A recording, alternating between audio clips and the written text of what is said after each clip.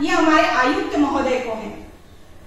इस चर्चा के माध्यम से आयुक्त महोदय से निवेदन करना चाहती हूँ कि कोरोना जैसी महामारी के चलते आज हर व्यक्ति आर्थिक रूप से तंगी का सामना कर रहा है और इसीलिए आयुक्त महोदय आप भी इस सभा का हिस्सा हैं, आपसे निवेदन करती हूँ कि मालमत्ता कर और पानी कर में कम से कम 50% की कमी हमने करनी चाहिए और ये निर्णय हमने लेना चाहिए। माननीय आयुक्त महोदय मेरे इस निवेदन को स्वीकार करेंगे, क्योंकि गेंद कभी सत्ता पक्ष आयुक्त के पाले में डालते हैं तो कभी कहीं और डालते हैं।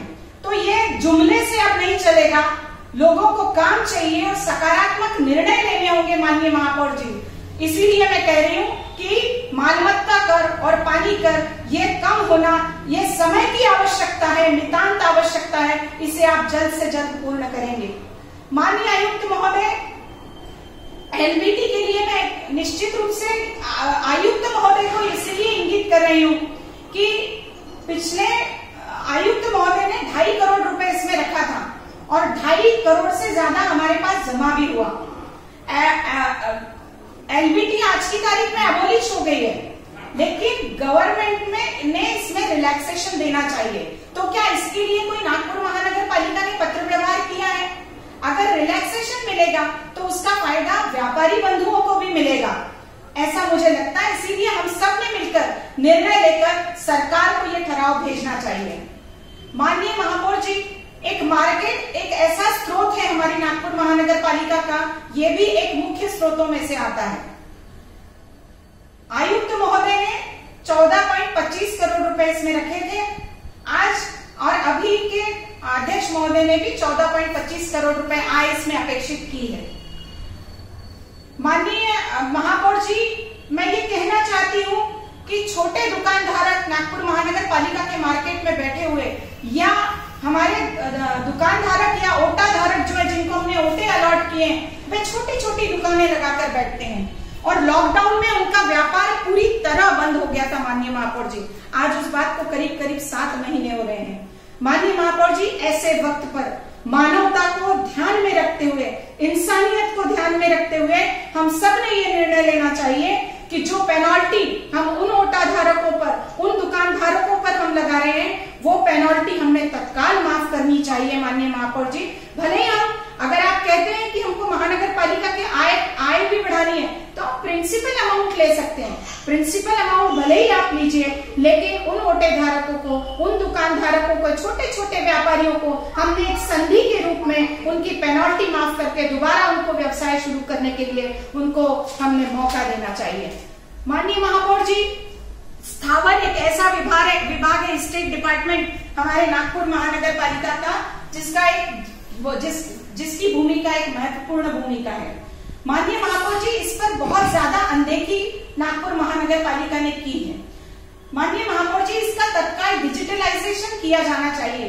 ऐसे अनेक विषय माननीय महापौर जी, मैं कई वर्षों से देख रही हूँ कि इतनी अनियमितताएं इसमें है, क्योंकि सारा काम ये मैन्युअली होता है।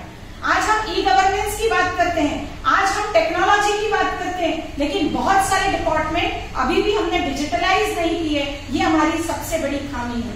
माननीय महापौर जी, स्थावर विभाग में बहुत सारी प्रॉपर्टीज का ग्राउंड रेंट आज तक नहीं भरा। क्या हम ऐसे प्रॉपर्टीज की यादी नहीं बना सकते?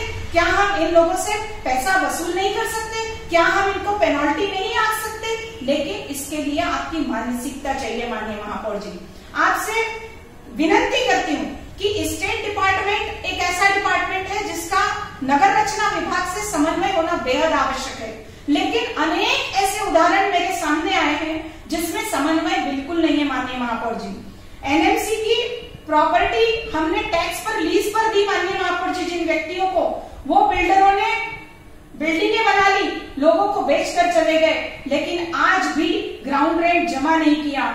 तो आज किसका दोष है? माननीय महापौर जी, अब नागपुर महानगर पालिका का नुकसान हो रहा है। अगर आय के स्रोत पर आपने ध्यान दिया होता माननीय अध्यक्ष महोदय, तो निश्चित रूप से इस पर भी आपने काम किया होता। मेरी मांग है कि इसको जल्द से जल्द ये सारी बातों को ठीक कर माननीय महापौर जी हमने आगे दिशा की ओर पहल करनी चाहिए। इसके साथ ही माननीय महापौर जी, एडवर्टाइजमेंट डिपार्टमेंट हमारा ऐसा है जाहिरात विभाग इसमें जानबूझकर बड़ी कंपनियों को फायदा पहुंचाने के लिए मेरा आरोप है। और मैं इस बात का निषेध करती हूँ माननीय महापौर जी कि आप लोग बड़ी बड़ी बातें करते हैं, बड़े बड़े जुमले देते हैं कि हम इतनी हमारी इनकम होगी, हम इनकम होने के लिए हम आय के स्रोतों को खोज रहे हैं। अरे जो आय के स्रोत हमारे हैं उनमें हमने क्या क्या चीजों को सम्मिलित करना चाहिए जिससे हमारी आय बढ़ सकती है। लेकिन माननीय महापौर जी गरीबों पर अन्याय करते हैं और बड़ी बड़ी कंपनियों को फायदा पहुंचाते हैं, ये मेरा सीधा आरोप है। मैं बताना चाहती हूँ माननीय महापौर जी कि 2013 में जाहिरात विभाग ने एक टेंडर निकाला और उस टेंडर में एनएमसी साइट्स और प्राइवेट साइट्स, एनएमसी साइट्स जो होती है उसका नियंत्रण सेंट्रल ऑफिस से किया जाता है, प्राइवेट साइट्स जो है उसका नियंत्रण जोनल ऑफिस से किया जाता है। माननीय महापौर जी ये टेंडर केवल 3 वर्षों के लिए निकाला गया था। माननीय महापौर जी 3 वर्ष पूर्ण होने के बावजूद भी इसे आज देखिए कितने वर्ष हो गए, लेकिन इसे एक्सटेंशन एक्सटेंशन एक्सटेंशन देते देते माननीय महापौर जी मुझे कहीं ना कहीं इसमें आप लोगों का, सत्ताधारियों का गलत इंटरेस्ट झलकता है। अगर आपको लगता है तो आप अभी भी उसमें टेंडर निकाल सकते हैं, ओपन कंपटीशन होगी माननीय महापौर जी, ज्यादा पैसा हमारे नागपुर महानगर पालिका में आएगा। माननीय महापौर जी बड़ी कंपनियां पैसे देंगी, आप प्रिंसिपल अमाउंट जो उसका एग्रीमेंट किया नागपुर महानगर पालिका ने टेंडर करते वक्त एग्रीमेंट के अनुसार माननीय महापौर जी उसमें अमाउंट